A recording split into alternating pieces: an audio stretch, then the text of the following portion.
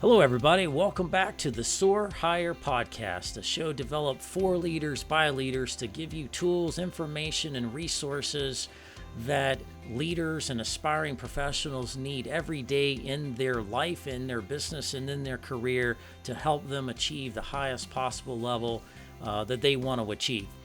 And so, welcome back. Glad to have you on the show today. We've got two great leaders, businessmen on the show to talk about some really, really important things that's really top of mind of most leaders today. And so I'd like to welcome two gentlemen. One, Erick Hill. Erick, welcome to the show, buddy. Hey, thanks, Jason. I appreciate you having us on today. You bet. Erick Hill is a business owner. He owns a business called Appsalute, which is a cybersecurity company headquartered out of Louisville, Kentucky, that provides cybersecurity products and services to clients all over the United States. Also with us today is Darren Brinksneader. Darren, welcome to the show, man. Hey, Jason, thanks. You bet. And so Darren is a business owner himself, also does work with Appsalute, Erick Hill, and that team, and they are a very powerful, unique team of cybersecurity experts that are helping people with some of the biggest challenges of today. So, Erick, tell us a little bit about Appsalute. Tell us a little bit about, how long you've been in business and what you do, what you don't do. Help introduce yourself to the audience today. Yeah, thanks, Jason. Yeah, we've been in business for 20 years. I started Appsalute in 2002. It was a time when the early HIPAA requirements had been released and mandated to the healthcare industry. So I was there to help a lot of our regional healthcare companies figure out ways to secure access for remote physicians to be able to secure patient data. So Appsalute started with cybersecurity premise and based on what's going on today, a lot of regulatory requirements. So now we work with a lot of different clients, especially around cybersecurity and data resiliency, trying to figure out ways to make sure that they stay protected even in the worst of times. So that's something we excel at. We've done a good job of servicing clients, a great job with a lot of clients in that kind of SMB space. So we focus on clients up to about 5,000 users. We don't really go any higher than that. They tend to have the most need and tend to be the most targeted. So it's something that we like to focus on and help those clients out with our expertise. Yeah, well, that's awesome, Erick. Thanks for that. Darren, tell us a bit about you and your background and how you got to be where you are today. Sure. Well, I've been in this, IT consulting space since '95. So it's been a while. Way back when, starting in really networking, Novell NetWare, and the very beginning of Windows NT when it came out. And so I've been doing cut my teeth on a lot of the latest and greatest technologies over the past couple of decades, and really been doing a lot of Microsoft and security consulting over that time period.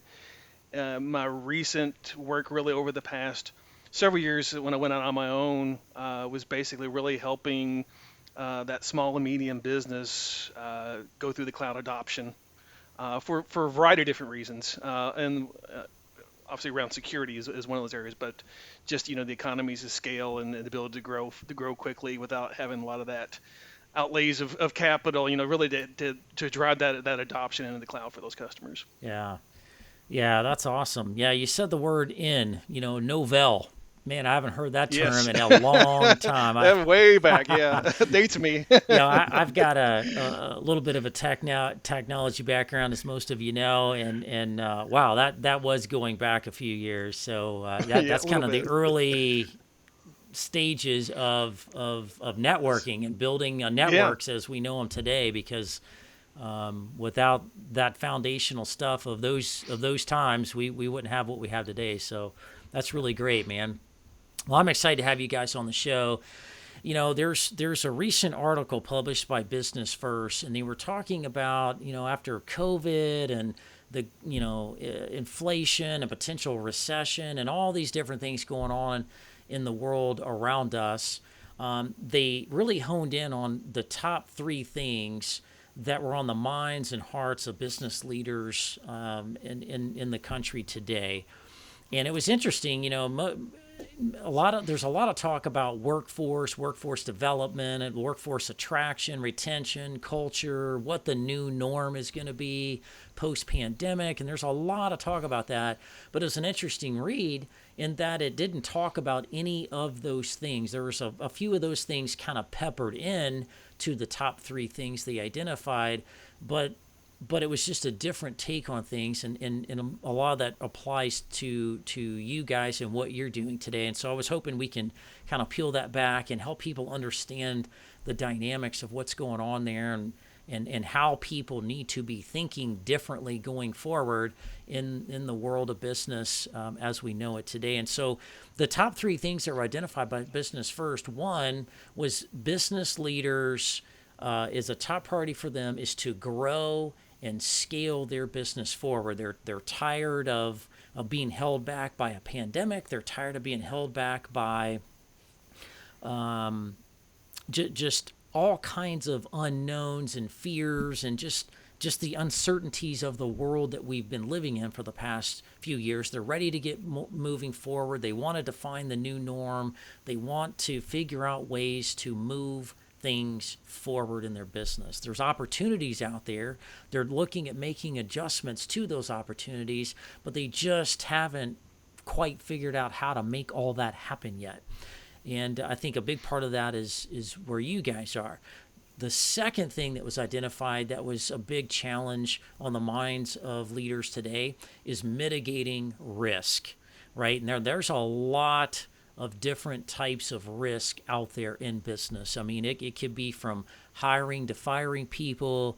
It could be the risk of losing clients and revenue going down. It could be risk of new laws and compliance. Erick, you mentioned HIPAA, but there's more and more compliance being applied to people in business today, whether it's protecting people's identities, their financial information when they do transactions with you, or whatever that may be. There are a lot of risks out there. The risk of the unknown, the risk of making one decision versus another. We're going to peel that back here in just a minute. The third thing that's on the hearts and minds of people that's keeping them up at night is cyber security. And so I want to kind of peel back these things a little bit and talk about it from your perspective specifically. So, guys, let's talk about business growth. In business today, the question is whether you're in manufacturing or healthcare or whatever that business may be, the question is, what kind of business are you really in? And there's an argument of today that all businesses are technology companies and data-centric companies that sell manufactured parts, that sell healthcare services, that sell insurance or widgets or whatever that may be. So with the dependency on technology and data to run business of the future, how can businesses grow and scale in that situation? So talk to me, Erick, we'll start with you. What are you seeing from your perspective? How are you helping people grow their business in your area? What are some of the challenges? What are some of the remedies? Talk to us a little bit about that. Yeah, we focus a lot on trying to simplify our clients' day-to-day operations when it comes to being able to access data, to secure data, to make data more readily available when it's time to go through some sort of, let's say, incident or things like that. We want to make sure they're prepared. So that situation may not stop them from growing. It may not, keep them from, won't keep them from maturing as a company. I think we're seeing a lot, kind of a division of how companies operate now. We have companies that are very mature from a technology standpoint. Their leadership understands where technology is how key it is, and really to your point that really they're pushing data. I mean, if you're not moving data around, then your business is going to struggle to grow anyway. So we try to make sure that data keeps moving. We want to make sure that our clients are able to allow data to move as fluidly as possible without having to make a lot of changes in their environment. So it's getting more complex, and we're working through a lot of those type of challenges for clients, and depending on the situation, we're really strive to make sure that they can do that as easily as possible, and help them work through some of those complexities. Yeah. Now those are great points, and I want to ask a couple of deeper questions there, right? If I'm a business owner and I own a manufacturing plant and I've got the opportunity, I signed a couple big deals with clients and I got the opportunity to add 200 employees over the next couple of months, and everything's tech-based, how do you enable that? How do you help them do that? With their network, with adding email accounts and technology devices for people. What are some of the best ways you're seeing out there in the market to scale up or scale down and adapt to businesses? And Darren, we'll let you offer your input on it. Erick, you chime in, Sure. and you guys kind of tag team this one.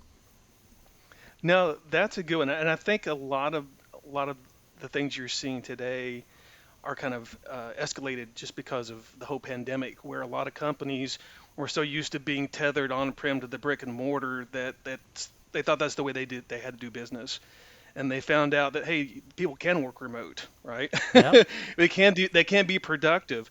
And so when you look at growing a business, it's kind of usually when you think of starting out a business, well, what type of business are you in?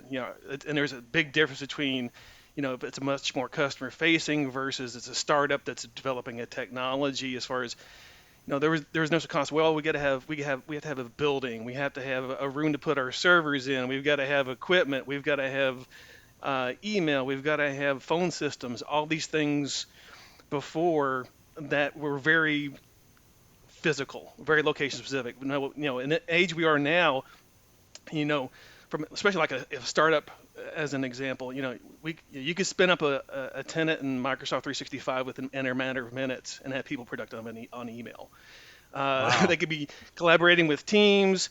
They could be doing voice over IP communications without having to install a single physical server, without really having to deploy anything network on-prem, because people could work from home. So the ability to expand and contract an org based on that demand is now you don't have to worry about, well, I've got to hire 200 people. Do I need to get a brand new building and move everybody over to lift and shift all of my network equipment over and that kind of stuff? Whereas today, especially if they're back office workers, they're not on production. They don't have to physically be there. Why do we need to go out and look at buying facilities? And look at those costs associated with it. So let me make sure I understand this right. So you're basically saying, if I get it right, the old school way of thinking about it was, heavy infrastructure, capital investment, and it sounds like you're with businesses being able to operate in a hybrid mode. Some people may be in the office, some people may not be. That this isn't necessarily infrastructure oriented anymore. This is more on demand types of services. Is that right? Right. And you look at all the different. You look at the big players out there, Microsoft and Google and Amazon and all these places like that, where it's that consumption of cloud-based services and infrastructure as a service that you consume based on your needs, that you can shrink and go, hey, we need so many servers to develop this new product or app, but when we're done, maybe we can get rid of a bunch of that because we don't need it. We just need to during development cycles and those kind of nature.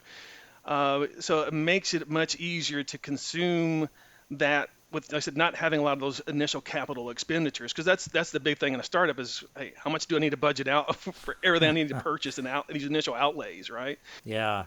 So are you guys seeing a shift in the difference between, companies needed to go out and rally up, big heaps of capital dollars to put into growth and supporting all the employees, to more, operational type dollars, right? Where it's kind of on demand, fee for service. Is that where you seeing this shift? Yeah, I think we're seeing a lot more, even clients that have been well established for a long time start seeing the benefits of moving workloads and systems into the cloud or in other services that are more on demand, software as a service type solutions. So I think, these days it's the cost of entry for your business into technology has gone down quite a bit. And I think a lot of leaders these days, if they could go back and start over again with this type of capability to be able to bring up systems and onboard customers and onboard employees, and whether internal or external customers, I think they would really see it as a huge benefit. I think there's still a lot of companies that are still trying to do things the way they always have, and to be fair, a lot of times that works. It's not the only way to do things, but that being said, as companies start up these days, the cost of entry into being a more advanced technology-centric business is much lower. Yeah. So help us understand a little bit more about how that works, Erick. So you got these, quote unquote cloud services. And for the folks that may not know what cloud services are, you got these big IT vendors that Darren was talking about, the Googles, the Amazons, the Microsoft, and they have these massive data centers all over the world that have all the servers and infrastructure that, individual businesses used to have. And basically the way I understand is companies can just connect to those systems and servers and use what they need to use, only pay for what they're using, and allows them to scale up and down. But how does that work? How do if I'm a business owner and I'm scaling 200 more people in my business, and I call you up and say, Erick, turn on 200 more users onto this. Generally speaking, at high level, how would that work? How easy would that be? How fast could you make that happen? Yeah, Darren's got a lot more experience with that type of onboarding than I do. I love the deflection. Beautiful. Yeah. I'm gonna throw it at Darren, but that's why Darren's with us. Sure. Yeah, no problem. Well, and that's a good question because that's a good question because you do run into situation. The traditional way says, hey, we're adding 200 employees. Well, guess what? We've got physical infrastructure today. We need to add 200 employees. Oh, well, what we have can't meet capacity, so we're going to have to go out and buy a new server, maybe more storage, all these different things, right? And so the ability to scale quickly isn't there. And especially in today where you've got months of delays because of the whole supply chain with processors, hey, getting servers and storage. Now it says, I need 200 employees, but hey, it's going to take me 6 months to get all the equipment I need to support those 200 people. That's a great point. Versus I can go into, I can just give that prime example since I work in the Microsoft space. Microsoft 365 says, I can add you 200 licenses for that employee, and they'll be ready as soon as the licenses are out there, and I can enable them. So is that like hours? Is that days? What? That's minutes. Wow. Impressive. Yeah, that's basically the ability to get a license out there in a few minutes and then go through all those users and enable them. Now then there's still the client side where they got to get their laptops and their wireless devices configured, but still that's only minutes on the customer side and minutes in there. So you're talking, that many employees, we're not talking about days, we're talking about hours or possibly even minutes. That's amazing how we've been able to evolve to that point. So how does that change the dynamic financially, right? How does that change the dynamic from a risk perspective? So financially, back in the day, I'd have to go out and make a bunch of money, sell a bunch of stuff, create some capital, money coming into the company, and then, and then go invest it all in the infrastructure, all your own stuff in your own data center, with your own IT people managing it and turning it on and off and all that stuff.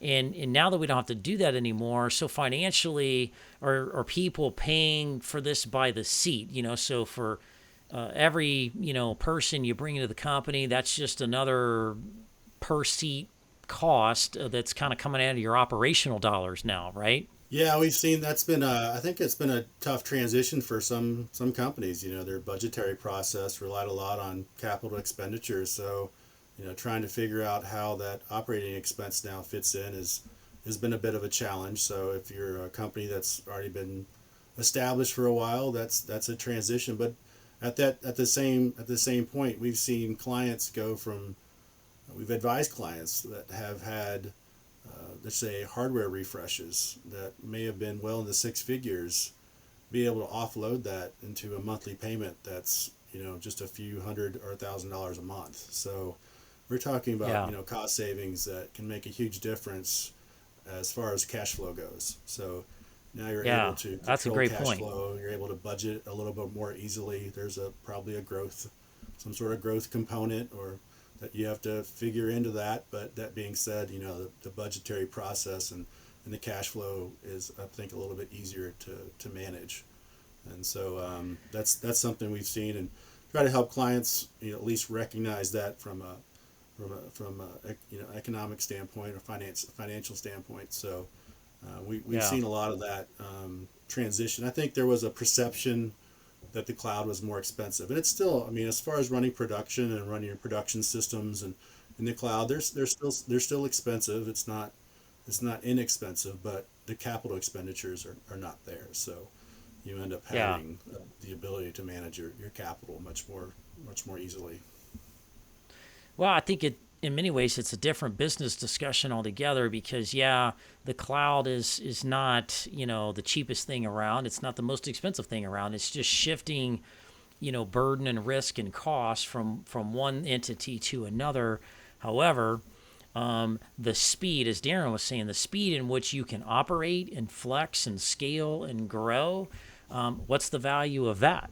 Turning somebody on in hours or minutes, there's huge value in that. You can't put a price tag. You could definitely not do that if you were doing it all by yourself. So if you're out there and you're a business owner, a business leader, and you're listening to the show, you have options. If you want to grow and scale, and you have opportunities in the market and you're working with an awesome business coach like me and we found these opportunities and you're going out there and you're ready to go. You just need some people, you need the resources around it to do it, and you're ready to go farther into the market and launch new product services or whatever you're trying to do. Just know one way to grow that you have to grow is being able to do things faster and easier. Right? As a business leader, you can't get bogged down in trying to do everything yourself and hire a bunch of people to do it all internally and organically. That in today's world and into the future is just too fast-paced of a world to be able to operate and try to adapt to that. You're at a disadvantage already. So look at ways, from a technology standpoint and a data standpoint. It's expensive to host data, to have access to data, and everything in the world we have today and everything we do in the world today is tech dependent and data centric. Everybody's looking at data from their phones, from the all of these devices that are connected on the internet, from security cameras to sensors to whatever. All of that's driving data. That's like, kind of like building a data landfill back in your office that can be placed and better managed in places like Amazon or Microsoft or whoever that can manage that better with, folks like Erick and Darren that really know how that stuff works, that can allow your company to grow and scale in a matter of minutes. So if you go through distractions and disruptions in the market, like, if we have another pandemic, God forbid, if we have a natural disaster come through, anything happens that disrupts your business in a positive or negative way, you need the ability to adapt on the fly and adjust your cost, adjust your footprint, adjust whatever you need to adjust to survive, thrive, recover, maneuver, and ensure your company is in the best place possible. And so there's tools and resources out there that we're talking about today that I would highly encourage you to be thinking about if you're not already, and soliciting the help of pros like Darren and Erick that know how to navigate that can save you a lot of time, money, and energy in the process so you can focus on your business. Companies like Appsalute exist because that allows you to focus on your business and not worry about all the logistics and details that surround the business. So, and that's true, outside of what Appsalute does. This goes for HR. This goes for all other disciplines of business itself. There are ways to do things very efficiently and on demand, and that's a whole different business model than you may be thinking about. So let that marinate for a minute. I want to shift to number 2, risk. Business owners, as a business owner, business leader, one of your biggest responsibilities is to ensure the long-term health and well-being of the company and taking care of the employees and doing the right thing. And with all the stuff going on in the world, it just creates a lot of risk. Every day, new things are happening around us very, very rapidly, and it creates, new types of risk you may or may not be familiar with, may not know how to adapt to that. And so, Erick, talk to us about risk. Talk to us about the different types of risk you're seeing and helping people with. Yeah, most of the risk we deal with is, around protecting data, right? We're really in protecting systems and protecting businesses from being compromised. So, one thing we always talk to clients about is risk and how you handle risk. There's really 3 things you can do with risk. You can accept it, you can mitigate it, or you can defer it. So, that as a leader, kind of like you deferred to Darren choices. a minute ago, right? That's right. That was risky. That was a risky question you gave me, so I deferred it. So, anyway, but yeah, it's so that's as a leader you have to go through that process when it comes to understanding what's most critical in your business and how risk can impact your business. So, business impact analysis, things like that are things that we can help clients with when it comes to understanding where their risk really lies as far as how their digital assets are being managed and protected. So those are some of the things that we work through with clients. And then from that standpoint, we help them with not only controlling it administratively, so from a documentation standpoint, but also technically. So we find solutions that allow them to, say, mitigate that risk. So we can go through the process of saying, we really want to protect this asset. This data is most critical to you. Let's figure out a way to protect it technically. As far as employees go, sometimes we'll help them work through processes that help them come up with documentation that protects the employees administratively. So those are the kind of things we're trying to help clients with. And then at the same time, when it comes to managing risk, you can defer it. So we work with clients and work with businesses that are looking at ways to defer risk, maybe through cyber insurance. So that's a way you can defer risk. And those are critical key aspects to any business owners to look at ways that you can manage risk.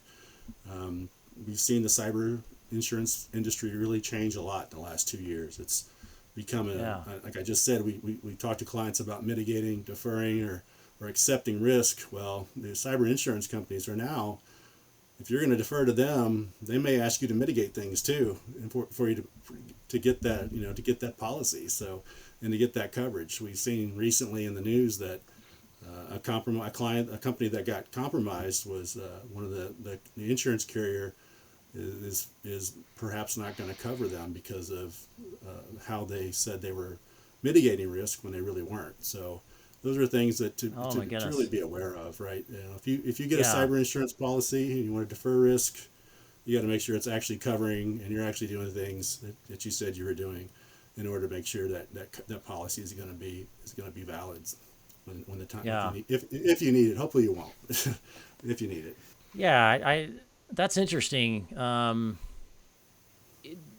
Times have changed so much where you have to think differently about your risk, and more of that risk has shifted into cyber more than anything else. I think people's greatest risk is in cyber. The interesting thing about cyber, when it comes to risk, there's known risk, and there's unknown risk. And so when you think about cyber, it's this kind of virtual thing that people can't see every day. You know, if I go into a building and I see, you know, a suspicious looking box with wire sticking out of it by the front door of my business, I'm like, oh, that looks like a risk. That looks like something that's damaging or threatening, right?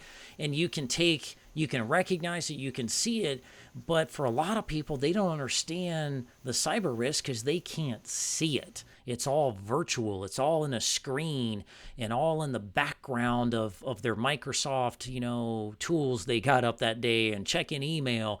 You know, the user sees the applications on the screen and they're doing their day-to-day stuff with those tools, but nobody really sees, unless you're a really trained expert in like technology and cybersecurity like you guys, nobody sees or really understands those threats. How do you know when somebody's in your systems? How do you know somebody took your data? How do you know, you've been compromised or somebody's identity's been stolen or somebody's encrypted all of your data and you don't have access to it anymore? You'll eventually see that, but there's these knowns and these unknowns. So Erick, talk to us a little bit about tools, right? So if I'm a business owner, I'm thinking, man, it's just getting crazier. It's harder to keep up with all this stuff.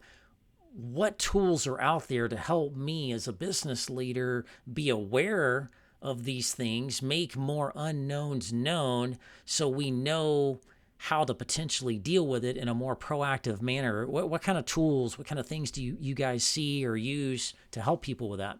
Yeah, we see a lot of, there's a lot of tools in the cybersecurity space now, and just designed to help detect intrusions, to detect data being exfiltrated out of your network. So those are the kind of key technologies that are just now being adopted. That's probably a piece of the technology landscape that detection around intrusions, detection around data exfiltration and access has not been that highly adopted, I guess, yet. And this is where we're seeing that clients are saying, yes, I need to know if somebody is watching is on my network, and I need to know if there's a capability or if there's a possibility that they have that, we can somehow mitigate. So, we're seeing, sensors that are placed on networks. We're seeing software that's placed on networks that allows companies, security analysts to be able to manage and monitor networks 24/7.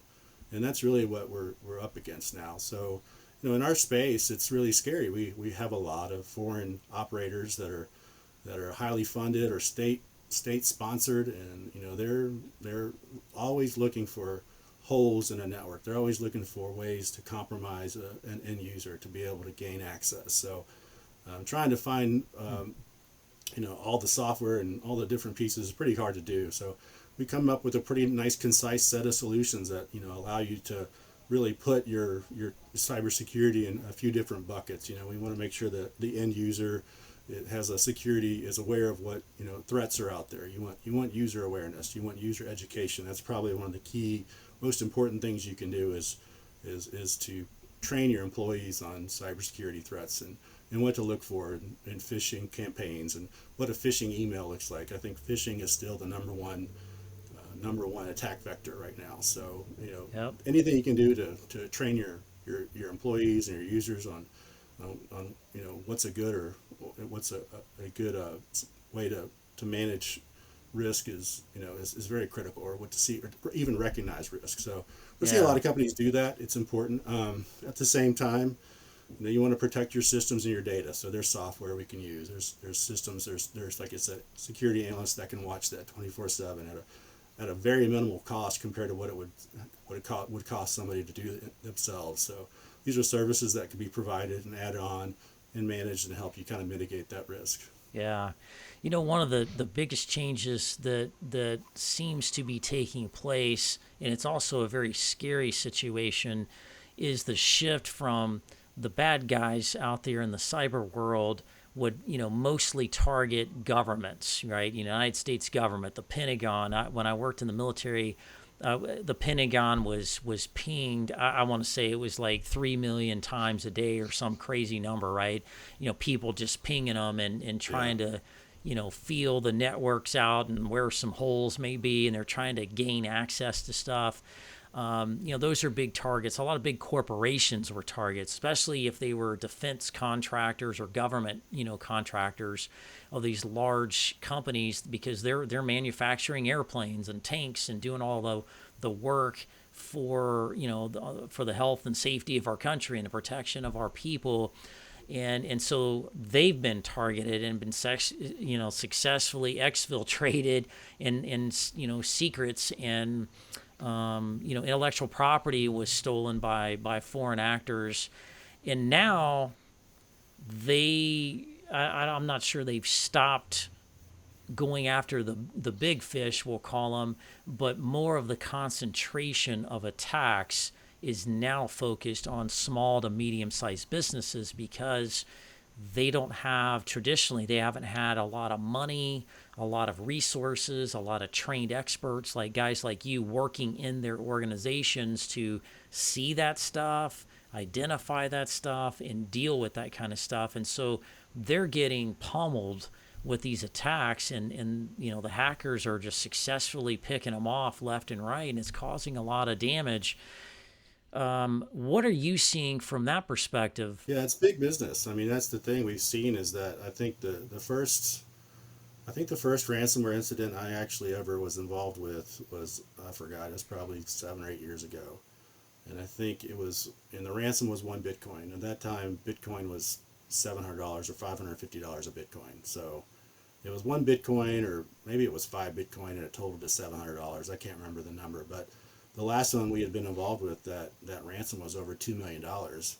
And this was a company with only a couple hundred users. This wasn't a company that, that had, thousands of users. So, the attackers, they know that cyber insurance is available, policies will pay, companies will pay to get their systems back online. So it's become big business. So it's, that's the thing, look at, is that their business is to attack your business and try to, capitalize on a weakness. So it's true extortion, right?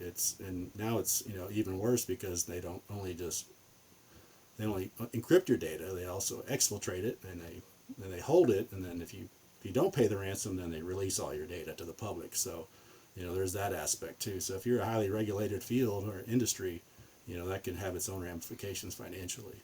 So it's become very complex. It's a different world.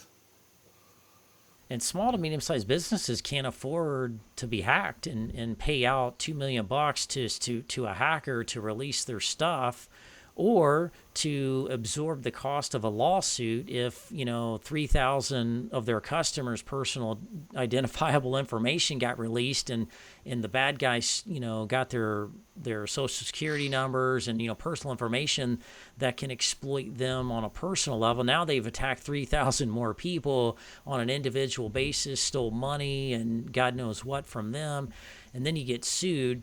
Cyber insurance is going through the roof, as you were talking about before. And so cyber insurance companies have gotten really, really smart. They know about these situations. They know the small to medium-sized companies haven't invested in these types of fortified mechanisms to keep the bad guys out. And so they're jacking up the prices, or they're putting a heavy reliance on compliance to meet certain conditions. And so it puts business people in a crunch of trying to comply, so they still have cyber insurance if something bad happens, but then balance that with the business needs, and it's really getting difficult. Darren, talk to us about some of the tools that people can use and ways they can kind of combat that without breaking the bank. I know you guys have some really great ways to help people there. Yeah. Like I said, a lot of these things for a small business, I mean, they could be business ending. Yep. Quite frankly, if these events happen, they say we can't afford, we're just going to close up shop. So that's one big impact there. And it comes down to, I think, a lot of that, like Erick was saying, there's a lot around security awareness. So you almost want to get to the point where you have the user trained, where they're the point where it says they're almost hesitant to click on an attachment on email without talking with somebody first. You say that's kind of bad, but it's good at the same time, because you got them into that mindset of thinking, hey, this could be potential malware that I'm clicking on here. So I think the biggest thing is always around driving and continually training that process around the user. So any type of continue phishing campaigns and security awareness training is a good place to start with the person, because usually it's the person that's clicked on something that's launched the event. And there's some instances where they've hacked the server and they've gotten in and done things because of web exposures, but when 90 something, I think 94, 96%, somewhere around, it's pretty big, of all those incursions happen through email. Yep. Whether it's a phish or the malware outbreaks, all that happens through there. So the big thing is, how do you protect the email? So there's everything's, it's like, you try to protect the endpoints from the devices, and that's running anti-malware, endpoint detection and response vulnerability type of software that runs and continually scans the client side of things to look for vulnerabilities and can report things up so we can get those things patched, those kind of things. And from an email perspective, it's scanning those messages, it's scanning those attachments, it's looking at the URLs that are coming in, and when they click on it, do you have something in place that says, well, instead of you clicking direct, we'll take that and we'll explode that in the sandbox and make sure it's not going to get malware or it's going to a good site before we're even going to give you access to be able to click on that thing. So there's tools you can put at various layers to protect, people just not clicking or things getting redirected out to, gray sites or dark sites or well-known sites that are out there that are known for malware. So there's, email type of triage pieces, endpoint protection pieces that are in there, data loss prevention, as Eric was saying. There's data loss, but there's data leakage or data breach kind of pieces, right? The data loss is basically, hey, that's anything from a natural disaster to an event, like a true instance, like a malware type of event where the data is just the point where it's inaccessible or not usable. That comes down just to some, at the end of the day, comes down to some real basic premises around security is, from the user perspective is, that concept of least privilege, making sure the user can only do what they need to do with the data that they need to have access to. That would eliminate a lot of things, and that's policy driven, but there are a lot of controls you can put in there from a security perspective across all different types. That's identity management, file security, all these different things around that. So it's so many, and to really want to take that layered approach to have so many different types of tools and technologies and policies in place to really protect at that layer. So because at the end of the day, it's about reducing that risk, right? You're never going to officially eliminate it unless you just don't get onto the internet. Yeah, right. Live in a cave somewhere, right? Those kind of things. But so you can never get rid of it. But the more barriers you put in between, that funnel gets smaller and smaller. So that reduces your exposure, reduces your risk capabilities. So anytime you can do that defense in depth with a lot of these different data loss prevention tools, intrusion detection and prevention, endpoint detection and response, all these different types of tools and technologies you can use to really kind of look at a bigger, that multi-layer cake of a solution for that. So good advice, Darren. Let me say it this way for business leaders out there listening to this. It used to be cyber and IT and all that stuff was certain group of people that supported the operations and was more of a quote unquote support role. Today, business leaders need to be thinking about cyber and technology and data as operations. It is the operations. It's not a support function anymore. There are support components to it, like giving somebody a phone or a laptop to do their job and connect, but everything is now operationalized, and so think about technology and data and cybersecurity as a business part of your business strategy. It's for a lot of people, they think about cyber and IT as kind of at the very tactical level. That's something that the IT guys, the nerdy IT guys in the back room deal with stuff, and nobody really knows what they're doing. But as long as we click on the application and I can go to Google and search on the internet and I can check my email, everything's good to go. You can't think about it that way anymore. Everything in cyber that's connected, and your business is running off technology and data now, whether you realize it or not. You've got to think about that more strategically. It's got to be part of your overall business plan, strategic plan, goals. It has to be interwoven into all of your business dynamics that run your business successfully. There's nothing you do in business that doesn't need to be secured, compliant, and done a very specific way. And so as we kind of wrap up today, guys, what are the top 5 things, if I'm a business leader out there in the world today, especially in the small to medium sized space, what are the top 5 things that if I did nothing else, these 5 things are the most important things I need to make sure I have in place to help grow my business, help mitigate my risk, and ensure we're cyber compliant and protecting things to the best of our ability? What are the top 5 most important things you need to have? It's a good question, because we deal with so many different topics and things that we have to address that, 5, it's hard to narrow down 5, but I think, security awareness, right? I mean, I'll go back to that because, like I said, phishing is still the number 1 attack vector. It's still key. So the thing about your user base and your internal clients is that they could be either 2 things. They could be maybe your most vulnerable point of entry, or they can actually be your strongest cybersecurity team, right? I mean, you can turn your end users into cybersecurity people, right? So they're looking out for those emails. They're looking for malicious or nefarious activities. So your educate your employees, educate your users, make sure your third-party vendors and your vendors are all still on the same page as you are when it comes to that. Multi-factor authentication, always use it everywhere you can. I would just say turn it on anywhere you can. Multi-factor authentication, where you not only have to use a password, but you also have to enter a PIN number or a fingerprint, and so that's a critical component. So that's my first 2. I'm going to give now Darren gets a chance. So we can do nice. As a true leader, deflect it to the that's right. to the next guy. Very good. Yeah, I mean, you protect the user, right? Protect the endpoints, right? That's any device. That's anything on the perimeter, right, of a network.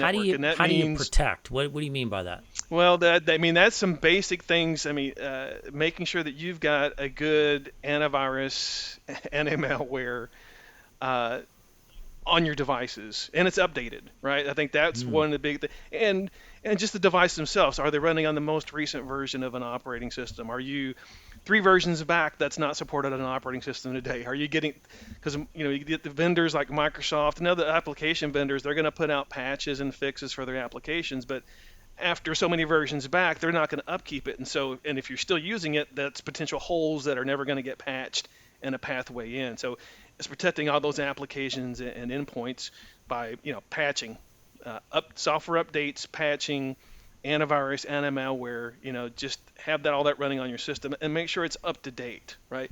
Don't assume you're protected, right? I thought we had that installed, and verify that stuff is installed and configured and validated. That's really the big thing, because the endpoints are really the ingress, into your environment. Especially if you look at the cloud, everything's in the cloud. Well, Microsoft and AWS, they're protecting the data center, right? But how are you protecting access to that data in the data center, right? And it's come through your endpoints. Okay.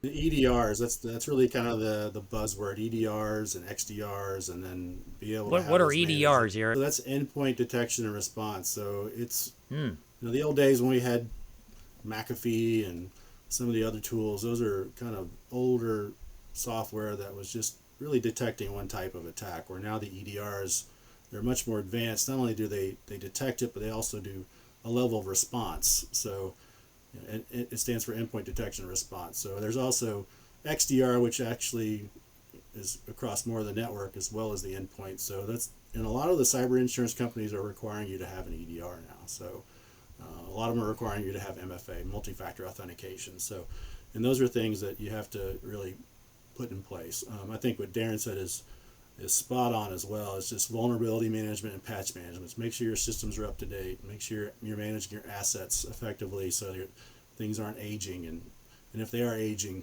protect them in a way that's different than the rest of your assets. So, these are the kind of things that we see clients and companies get hit with due to a lack of protection around those topics. And then on that, backups, and making sure your backups are not only you're backing up, but you're backing up in a way that it's what we call air gapped, where it's something that you can't necessarily just get to it when it's on your network. It's somewhere else.